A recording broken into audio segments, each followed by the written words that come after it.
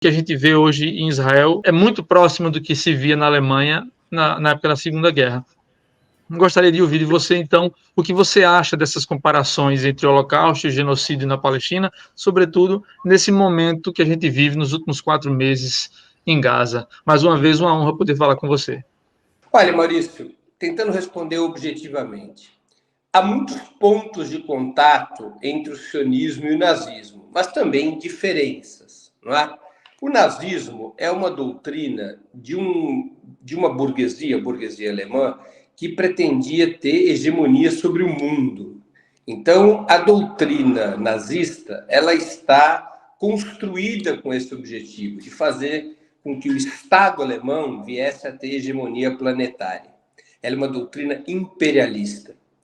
O sionismo não busca esse mesmo objetivo, ou seja, os sionistas não se imaginam hegemônicos no mundo, eles se imaginam como parte de um sistema imperialista comandado antes pelo Reino Unido e hoje pelos Estados Unidos. Não é?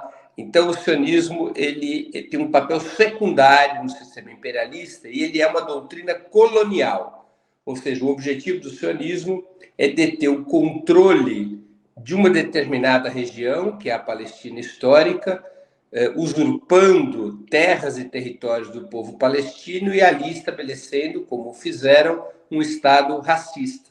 Então, ela tem um objetivo diferente do nazismo. Também as escalas são diferentes, né? Claro, a escala do Holocausto, dadas inclusive as circunstâncias da guerra, atingiram parâmetros incomparáveis. Mas, de toda maneira, eu não tenho nenhuma dúvida em afirmar que o sionismo repete as práticas genocidárias do nazismo, como a gente está assistindo agora na faixa de Gaza.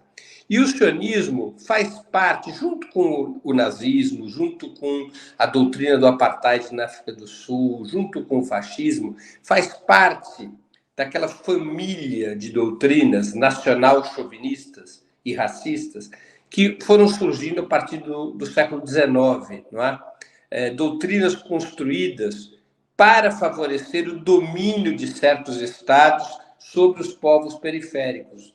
O sionismo é uma dessas doutrinas que buscou impulsionar a colonização na Palestina através de uma metodologia, de uma postura racista e integrada ao sistema imperialista. Então, nós vamos achar vários pontos de contato, vários antagonismos também. Quer dizer, o antissemitismo, em algum momento, fez com que o nazismo atropelasse o sionismo, não é? Quer dizer, os sionistas também sofreram no Holocausto. Mas os sionistas não foram estruturalmente inimigos do nazismo. Os sionistas foram abatidos pelo nazismo na condição judaica, não porque sionismo e nazismo fossem inimigos ideológicos. Ao contrário, até 1938, quando o nazismo se decide por uma nova estratégia antissemita, muito mais agressiva, que levaria os judeus aos campos de concentração e, a partir de 1941, a chamada solução final ao Holocausto, até 1938, quando acontece a Noite dos Cristais, né? Kristallnacht, quando os judeus perdem o direito de ter comércio, perdem o direito de ter emprego público, são segregados em guetos. Até aquele momento, o sionismo tentou vários acordos com a Alemanha nazista e fez vários acordos com a Alemanha nazista. Né? O sionismo muitas vezes se via como uma resposta racista ao racismo que sofria. Não questionava o racismo como fenômeno, apenas pensava assim: os alemães são racistas e antissemitas porque eles conseguiram construir um Estado sob hegemonia ariana, alemã. Então, o que cabe a gente é construir um Estado judaico para podermos exercer esse supremacismo racial em favor dos judeus. Então, muitos líderes sionistas viam no nazismo um espelho. Nós temos que nos comportar como eles contra outros, para defender o nosso próprio Estado racial. Né? Então, como a gente pode ver, eu fiz aqui de uma maneira sintética, há muitos laços entre o sionismo e o nazismo, muitas diferenças também.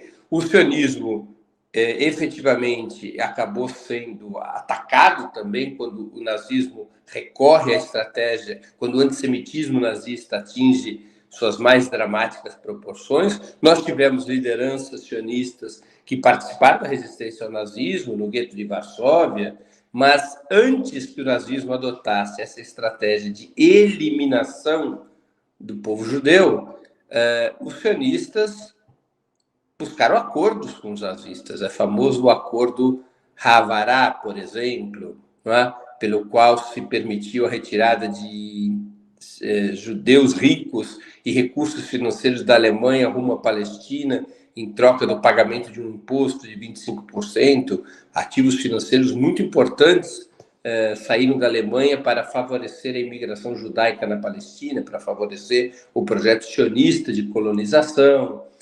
Judeus ricos da Alemanha puderam emigrar para a Palestina. Houve um período entre 33 e 38 que a Federação Sionista da Alemanha teve um acordo com o governo hitlerista.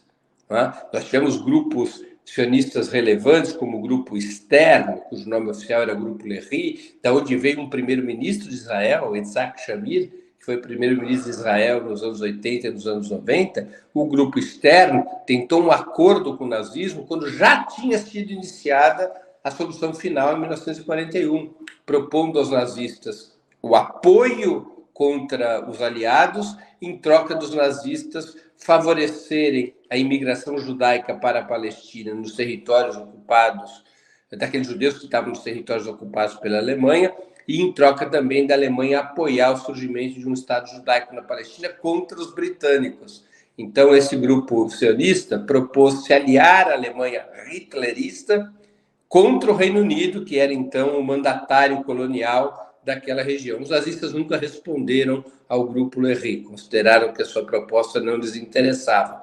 Mas esse grupo Stern, chamava assim porque ele era liderado por Abraham Stern, esse grupo Stern propôs um acordo com o nazismo, para a gente ver como há uma face oculta do sionismo que nada tem a ver com o Holocausto, que torna ilegítimo que os sionistas reivindiquem o Holocausto para seu próprio projeto.